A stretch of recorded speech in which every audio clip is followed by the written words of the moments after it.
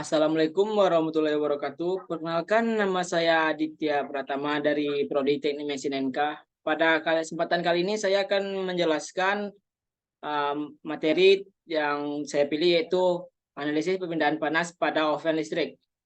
Selanjutnya saya akan membagikan layar atau PPT yang akan saya buat. Sebentar.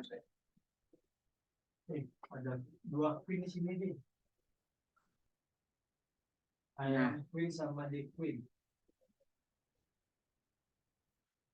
Baiklah, saya akan menjelaskan perpindahan panas pada oven.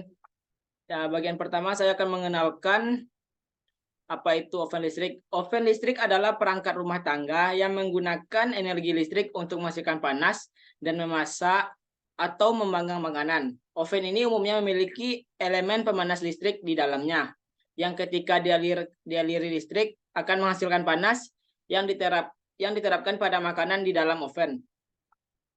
Nah, selanjutnya yaitu perpindahan panas pada oven.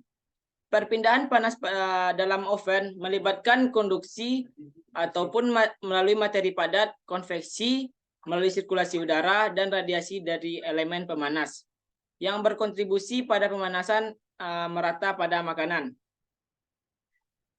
Selanjutnya, konduksi. Konduksi adalah perpindahan panas secara merambat, yang artinya merambatnya panas melalui perantara tanpa disertai dengan perpindahan zat perantara tersebut. Yang proses konduksi dalam oven seperti dijelaskan pada ini, dalam oven listrik, proses konduksi terjadi melalui material dinding oven ataupun elemen pemanas listrik di dalam oven yang menghasilkan panas. Dan panas ini ditransfer melalui konduksi ke dinding-dinding oven.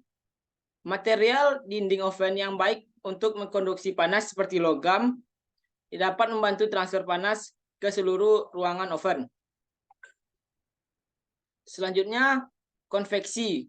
Konveksi adalah perpindahan panas secara mengalir, artinya perpindahan panas yang terjadi disertai dengan perpindahan zat perantara. Yang proses konveksi dalam oven dijelaskan yaitu proses konveksi pada oven melibatkan perpindahan panas melalui pergerakan udara di dalam oven.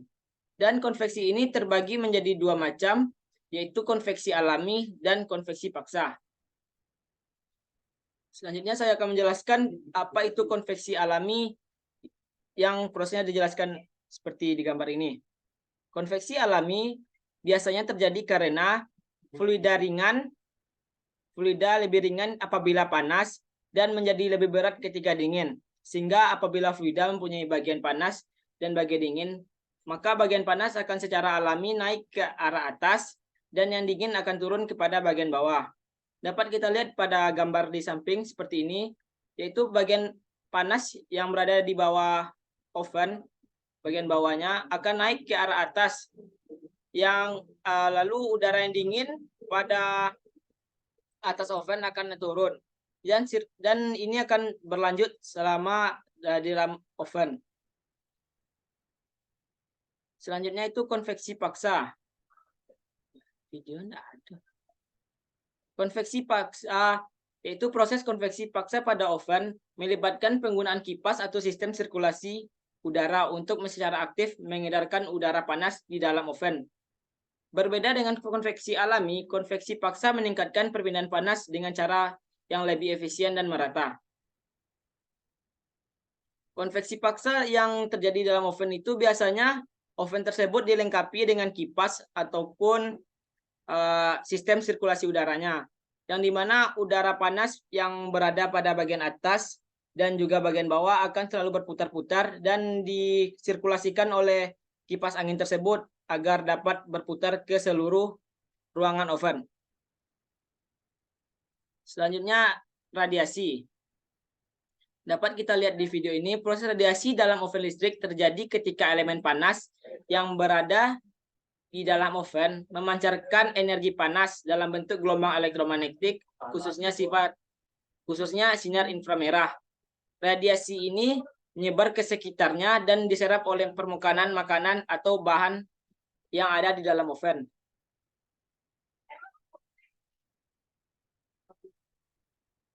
Selanjutnya bagian-bagian pada oven. Dapat kita lihat pada gambar di samping bagian-bagian pada oven yaitu pengatur elemen panas, lampu indikator, pengatur suhu, pengatur waktu, stiker, rak pemanggang, pintu, handle pintu, nampan pemanggang, elemen pemanas atas dan penyanggara, dan juga elemen pemanas bawah. Saya akan menjelaskan bagian-bagiannya. Seperti pertama itu elemen pemanas. Elemen pemanas ini berfungsi untuk mengubah atau merubah energi listrik menjadi energi panas. Bagian inilah yang akan menghasilkan panas dan digunakan untuk mengeringkan bahan makanan ataupun menghangatkannya. Elemen panas ini terdapat pada dua sisi, yaitu bagian atas dan juga bagian bawah. Selanjutnya yaitu penyanggara.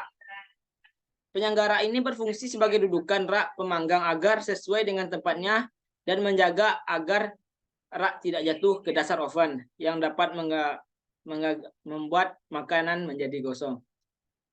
Selanjutnya itu pengatur elemen panas.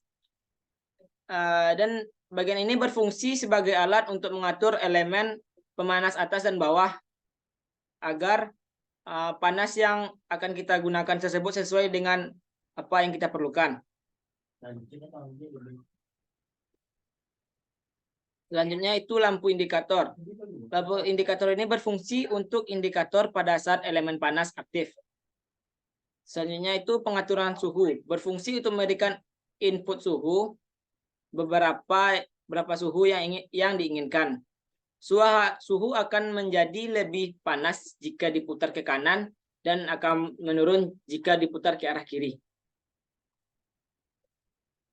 Pengatur waktu. Pengatur waktu ini berfungsi untuk memberikan settingan waktu untuk mengaktifkan elemen panas. Yang dimana jika suhu diatur menjadi, pengatur waktu ini diatur menjadi 15 menit, maka setelah 15 menit, maka elemen pemanas ini akan mati. Stiker itu colokan. Dan berfungsi sebagai penghubung oven dengan sumber listrik. Selanjutnya itu rak pemanggang. Rak pemanggang yaitu berfungsi sebagai tempat untuk menempatkan loyang atau nampan pemanggang. Selanjutnya pintu oven. Pintu oven ini berfungsi sebagai pembuka dan penutup oven saat memasukkan dan mengeluarkan bahan makanan. Dan juga berfungsi sebagai penahan aliran panas di dalam oven agar tetap berada di dalamnya.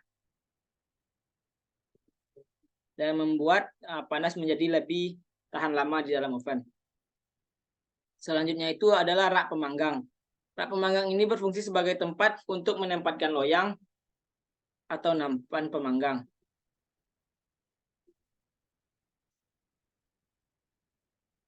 Selanjutnya saya akan menjelaskan prinsip kerja oven listrik. Prinsip dasar yang digunakan pada oven listrik melibatkan konversi energi listrik menjadi panas untuk memasak ataupun memanggang makanan. Selanjutnya, 1. Pemanas listrik. Oven listrik menggunakan elemen pemanas seperti kawat, pemanas, ataupun elemen halogen yang dihubungkan ke sumber listrik. Energi listrik dialirkan melalui elemen panas menyebabkan pemanasan dan konversi energi listrik menjadi panas dalam oven.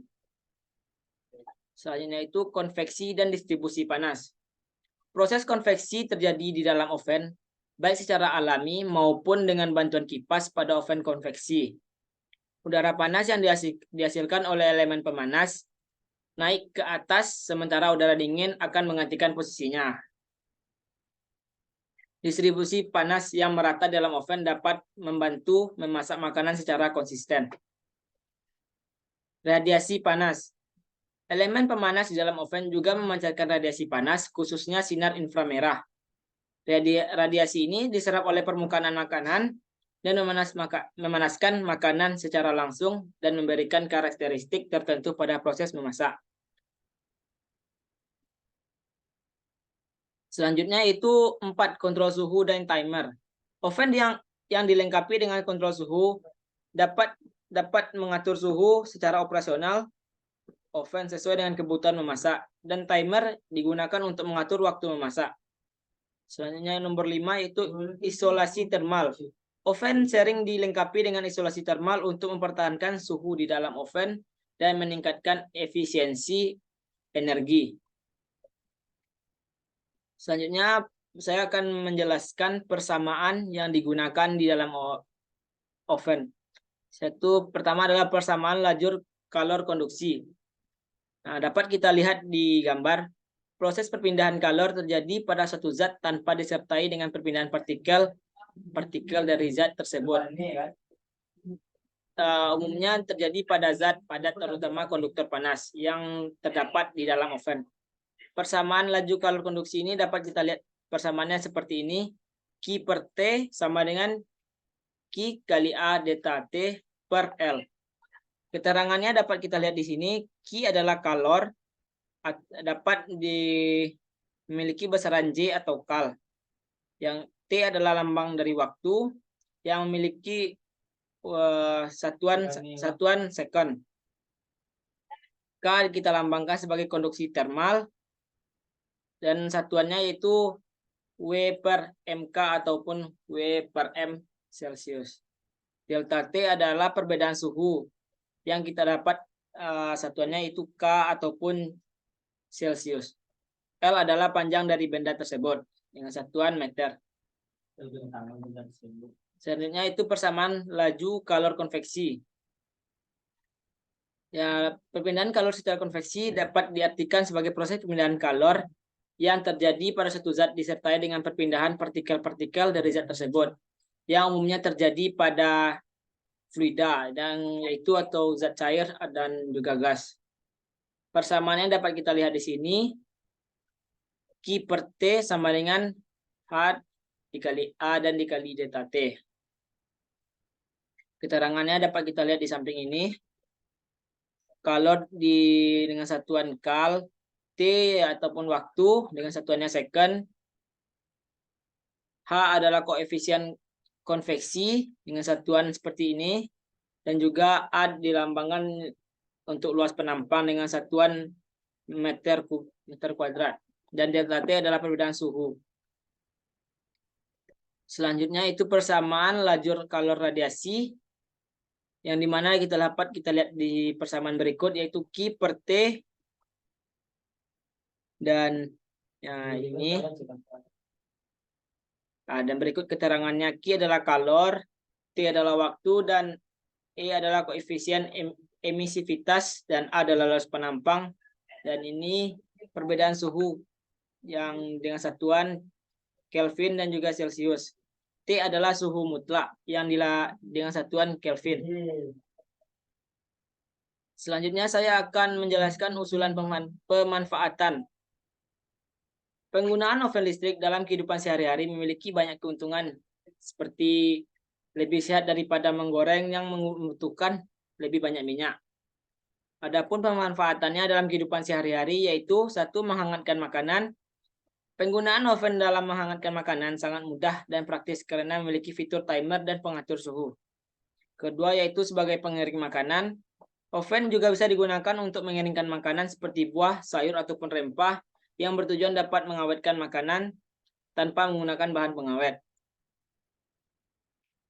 Selanjutnya itu memanggang makanan. Memanggang makanan dengan oven ya, memiliki keuntungan dapat mengatur suhu serta waktu lama memanggang, yang mana ini dapat menghasilkan hasil yang sesuai dengan kita inginkan. Yaitu selanjutnya nomor 4, masakan lebih sehat.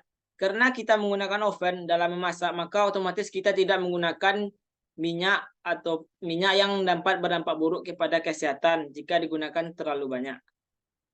Selanjutnya itu 5, pemanfaatannya teknologi konveksi. Jika oven dilengkapi dengan fitur konveksi, dapat dimanfaatkan teknologi ini dapat dimanfaatkan untuk memasak lebih cepat dan merata. Konveksi dapat membantu penyebaran panas secara merata di sekitar makanan dan menciptakan hasil yang sangat baik. Dan keenam, yaitu penggunaan bahan isolasi yang lebih efisien. Oven yang dilengkapi dengan bahan isolasi termal yang efisien dapat membantu mempertahankan suhu yang diinginkan di dalam oven. Hal ini dapat mengurangi konsumsi energi dan meningkatkan efisiensi termalnya.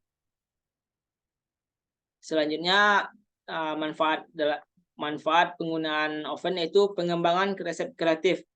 eksplorasi dan pengembangan resep kreatif yang dapat dimasak dengan oven. Penggunaan oven dapat membuat roti ataupun kue dan hidangan lainnya, dan dapat membantu kita dalam membuat makanan yang belum kita pernah coba. Astagfirullah. Mungkin sekian saja presentasi dari saya. Jika ada salah dan janggal, saya mohon maaf. Assalamualaikum warahmatullahi wabarakatuh.